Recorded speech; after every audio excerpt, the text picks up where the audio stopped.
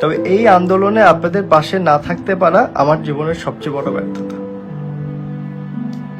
আমি মানুষের জন্য ভালো কাজ করার চেষ্টা করছি, তবে আমি শেষে এসে আমি পুরোপুরি ব্যর্থ।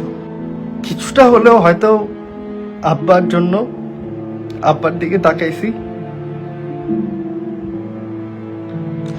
আপনাদের থেকে শেষবারের মতো ক্ষমা চেয়ে বিদায় দিচ্ছি। আমার ছেলেকে আপনারা ক্ষমা করে দিয়েন। যদি তারও কিছু এখন করার থাকে আমাকে জানায়। কাঁদতে কাঁদতে পুরো দেশবাসীর কাছে ক্ষমা চাইলেন মানবতার ফেরিওয়ালা ফারাজ করিম চৌধুরী। হ্যাঁ ভিউয়ার্স, লজ্জায় নিজের ফেসবুক আইডিতেই আসতে পারলেন না। মায়ের ফেসবুক আইডিতে মায়ের সঙ্গেই আসলেন মানবতার ফেরিওয়ালা ফারাজ করিম চৌধুরী।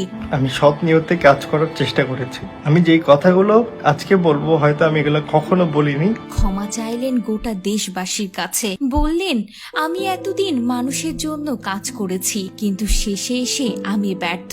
আমার বুঝতে সময় লেগে গেছে, কিছুটা বাবার জন্য, কিছুটা মায়ের জন্য। তবে আমি শেষে এসে আমি পুরোপুরি ব্যর্থ। কিছুটা হলেও হয়তো আব্বার জন্য।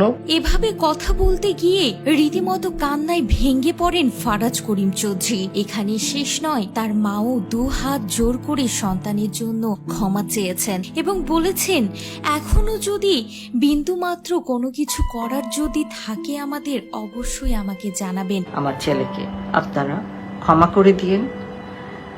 যদি তারও কিছু এখন করার থাকে আমাকে জানায়। আমার ছেলের যদি কিছু করার থাকে অবশ্যই আমাকে জানাবেন।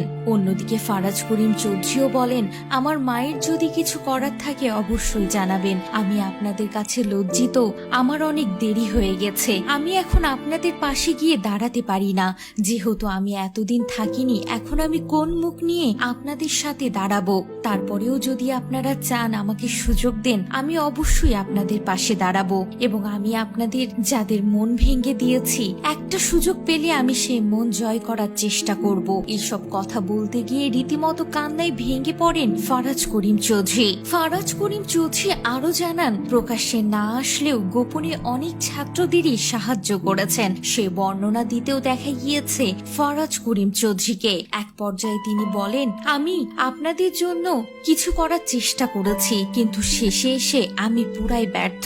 আমি আপনাদের পাশে দাঁড়াতে পারলাম না। আমি কোন মুখ নিয়ে এখন আপনাদের পাশে দাঁড়াবো সেটা বুঝে উঠতে পারি না।